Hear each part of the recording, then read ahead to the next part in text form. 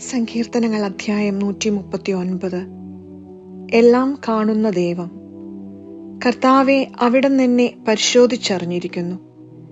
ഞാൻ ഇരിക്കുന്നതും എഴുന്നേൽക്കുന്നതും അവിടുന്ന് അറിയുന്നു. എന്റെ വിചാരങ്ങൾ അവിടുന്ന് അകലെ നിന്ന് മനസ്സിലാക്കുന്നു.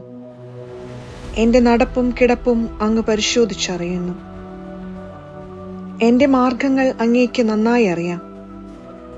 ഒരു വാക്ക് എന്റെ നാവിലെത്തുന്നതിനു മുൻപ് തന്നെ കർത്താവെ, അത് അവിടുന്ന് അറിയുന്നു. മുൻപിലും പിൻപിലും അവിടുന്ന് എനിക്ക് കാവൽ നിൽക്കുന്നു. അവിടുത്തെ കരം എന്റെ മേലുണ്ട്. ഈ അറിവ് എന്നെ വിസ്മയിപ്പിക്കുന്നു.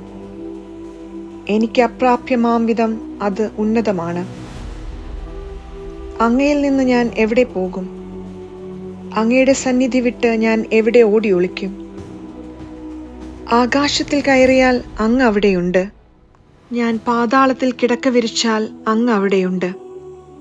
ഞാൻ പ്രഭാതത്തിന്റെ ചിറകു ധരിച്ച് സമുദ്രത്തിന്റെ അതിർത്തിയിൽ ചെന്നു വസിച്ചാൽ അവിടെയും അങ്ങയുടെ കരം എന്നെ നയിക്കും.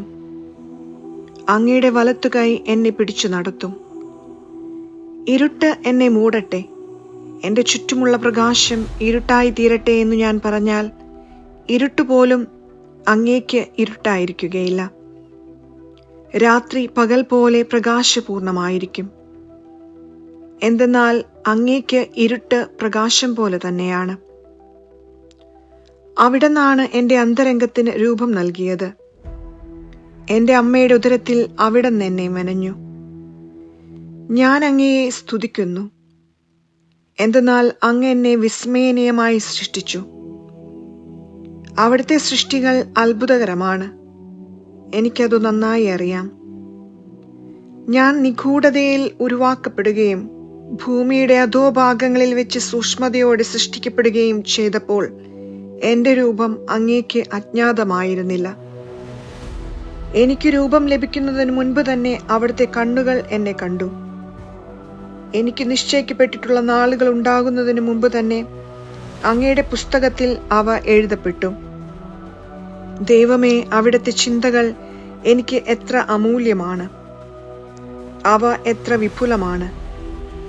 ഞാൻ എണ്ണാൻ നോക്കിയാൽ അവ മണൽത്തരികളേക്കാൾ അധികമാണ്. ഉണരുമ്പോൾ ഞാൻ അങ്ങയുടെ കൂടെ ആയിരിക്കും. ദൈവമേ, അവിടുന്ന് ദുഷ്ടനെ നിഗ്രഹിച്ചെങ്കിൽ, കൊലയാളികൾ എന്നെ വിട്ടകന്നെങ്കിൽ, അവർ അങ്ങയെ നീചമായി ധിക്കരിക്കുന്നു, അങ്ങയുടെ നാമത്തെ ദുഷിക്കുന്നു. കർത്താവെ, അങ്ങയെ വെറുക്കുന്നവരെ ഞാൻ വെറുക്കുന്നില്ലയോ? അങ്ങയെ എതിർക്കുന്നവരെ ഞാൻ ദ്വേഷിക്കുന്നില്ലയോ? ഞാൻ അവരെ പരിപൂർണമായി വെറുക്കുന്നു. അവരെ ശത്രുക്കളായി ഞാൻ പരിഗണിക്കുന്നു.